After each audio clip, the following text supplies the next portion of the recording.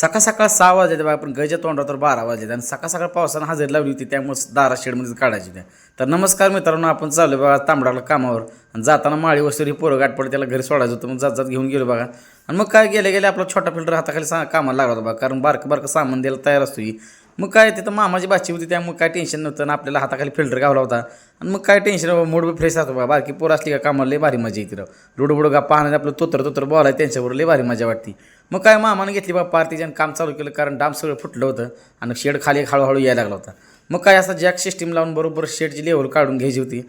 आणि मग काय सगळे लेवल काढून घेतली बघा. मस्तमध्ये आपण काम चालू केलं आणि एक रॉड द्यायला तयार होतं.